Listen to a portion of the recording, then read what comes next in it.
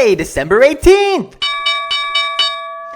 There is the closing bell, guys, with the S&P closing down about 12 points. We're in the midst of a rebalance. Starting on Monday, Tesla will now trade in the S&P 500, and add in the fact today we're going through a quadruple witching. I got a lot to go over, so let's dive right in, break this market down, and then go over our top 3 stocks of the day. We'll start with the S&P 500, guys, and you can just see it's a roller coaster of a ride today. We trended down in the night session until about midnight, trended up, European Open hit, and we just kind of consolidated until we opened at 9:30, and it was a slap right down. There's a lot hitting the market today. The S&P 500 is rebalancing, which we're seeing that in the final close right here. And we're also going through a quadruple witching, which means stock index futures like the ES are expiring, stock index options like the SPX are expiring, and stock options like the SPY are expiring. It also includes single stock futures, but that's no longer a thing really anymore. So think about all 3 of these products are all expiring today, so there's a lot going on in the marketplace. And just take a look at the final minutes of trade. It's very volatile, and we're closing about 4 points down in these futures. A lot has just happened. So on Monday, Tesla will be added into the S&P 500, and the S&P is buying about $80 billion in stock in Tesla. So that's a lot going on in Tesla.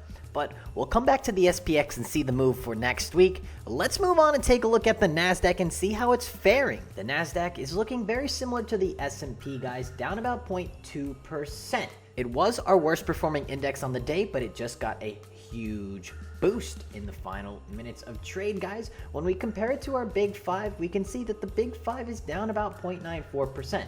So the Big 5 is putting extra stress on the Nasdaq, and it's putting stress on the S&Ps as well. You add in the fact that Tesla is now green. Just look at this. Look at that. You can see the buy that's going on right here. 71 million shares exchanged right there in Tesla, guys. So a lot is going on right now. Well, who knows? Are they buying the top? I don't know, but they have to add this into their index. So that will be interesting to see how the S&P trades going forward. Let's move on and take a look at the Russell 2000 and see how the small caps are faring. Now, today was a weird session.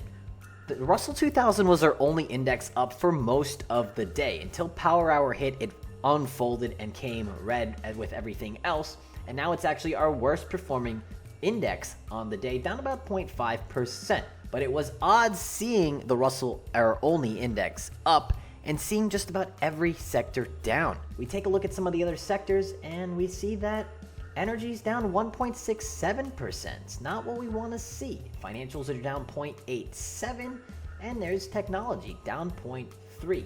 Now, what's leading today? Well, software stocks are just on fire. Look at this trend. These software stocks cannot be stopped, and they're just rallying day in and day out with materials right behind it. Everything else is kind of near flat right there. But real estate was our worst performing sector on the day. Let's take a look at the advanced decline line and see how it looks in the S&P 100. Now, today we see 40 up, 60 down about in the S&P 100.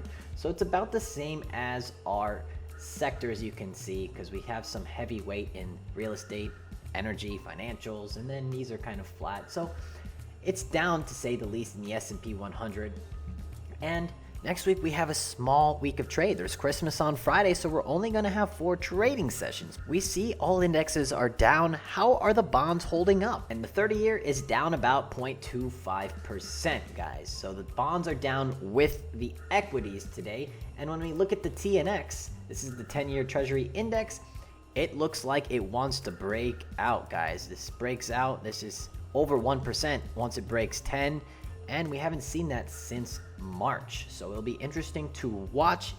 But for the TNX to rise, that's going to call for the bonds to break down some more. So we'll have to monitor what it does, but bonds down with equities is a confusing sign. So let's move on over and take a look at what the volatility traders are up to. And we see today that the VIX futures are up only 1%, and it's wicking as we speak. We just take a look at it. It gave it all back in the final 20 minutes of trade and some. We take a look at it on the VVIX, guys, and the VVIX is up 0.5%, but it gave it all back. got a little bounce, but it was very short-lived. I don't know if it will continue into next week. We even see the VIX. Now, the VIX is just not a great indicator of measuring volatility. We look at the VVIX. It's going to be interesting if the VVIX will rise next week. I'm expecting a quiet week. We'll take a look at the SPX here in a second, but let's move on and take a look at the US dollar index. And we see today the dollar index is getting a slight bounce back over 90 ever so slightly, and it's starting to roll back down. So the dollar gets a tiny bid and whacked back down. How is gold holding up? Well, gold's down just $3, down 0.2%, and silver down about 23 cents. A little bit more than gold. It's more speculative, but it's holding up to say the least. We take a look at Bitcoin, guys, and Bitcoin is up ever so slightly, 23,000. It's going to be interesting to see how Bitcoin trades into the holiday. My charts are saying the 23rd, guys. We're going to see, even though we saw a big move here, I'm expecting a big move again on the 23rd. That could be a big sizable downturn, and that could be a great buying opportunity. But let's move on and take a look at the SPX and discuss next week's expected move. So we take a look at the SPX, and here we are on the week, guys. So we came into this week expecting 87 points, and we are just closing right in the middle. So this was an efficient week. We couldn't break the upper edge, and we did not even get close to breaking the midline. We did on Monday, but it stayed above that midline for the entire week, you could say. Now, what's the move for next week? Well, we go to the trade tab, and we look right here. There's only 6 because we're not going to have a Fire Friday session, and 57.48. Call it 57.5 points of expected move next week. 4 trading sessions, a small expected move. This is what you would expect it to be.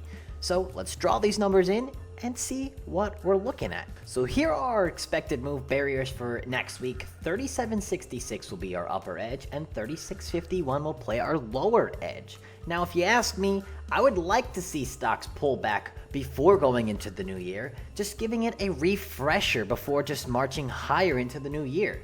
It would make the most sense, but nothing makes sense in this marketplace. If we do see some turbulence, maybe 36.51 gets tagged next week. We haven't had an outside week for quite some time. You just take a look at the last time we had a move was back in Thanksgiving time.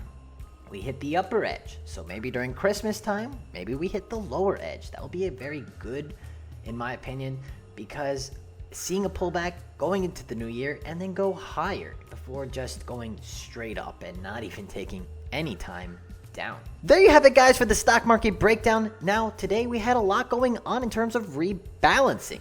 Still nothing on the stimulus deal. And if we can't get anything down by Monday, it's over. We're going to have to wait till next year. So hopefully something gets done. It's still nothing is going on, which is a headache to say the least.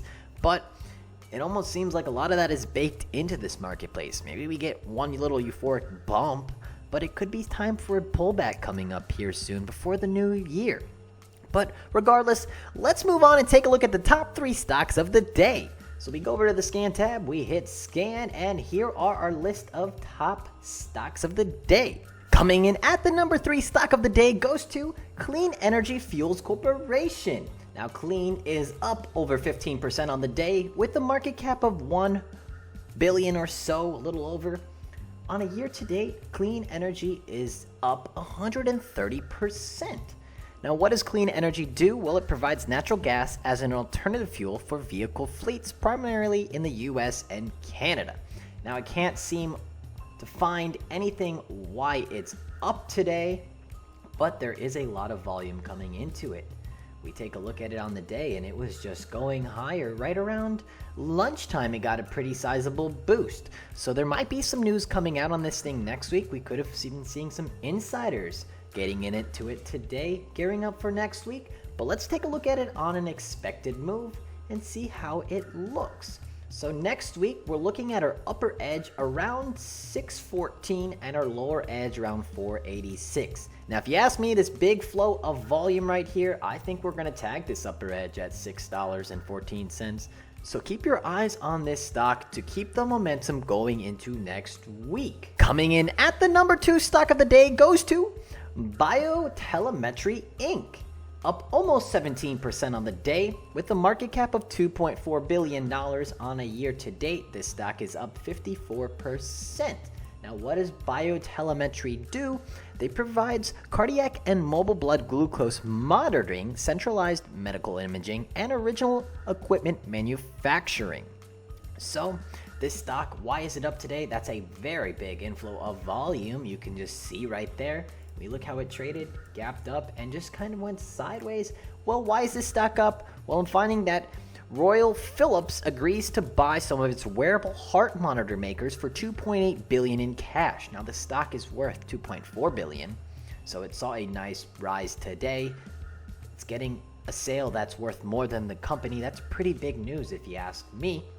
We throw it on an expected move for next week, and we can see 73.45 is their upper edge, with their lower edge at about $71. What makes the most sense to tag this 71 into next week at some point? Maybe we come back down, tag it, and then go back higher, but this is a lot to move in just a single day, but it did have a pretty sizable sale. Coming in at the number one stock of the day goes to FireEye Inc. FireEye is up over 33% on the day, with a market cap of about $4.5 billion. On a year to date, it's up 14%.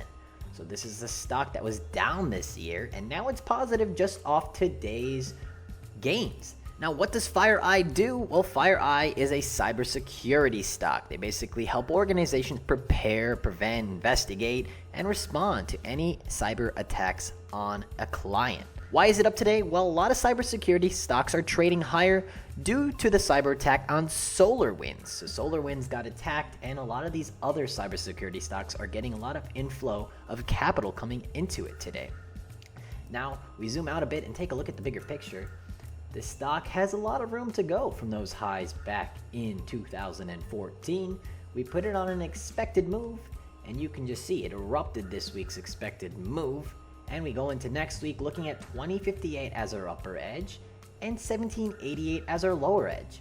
If you ask me, I think we're going to tag this upper edge at 2058. With this momentum and not a lot of volume coming into it, and it was just down on the year before today, this stock could be getting some nice momentum and get into the 20s. There you have it, guys, for the top stocks of the day. Did you get a chance to watch any of these tickers? If not, what are some tickers you're looking at going into Monday?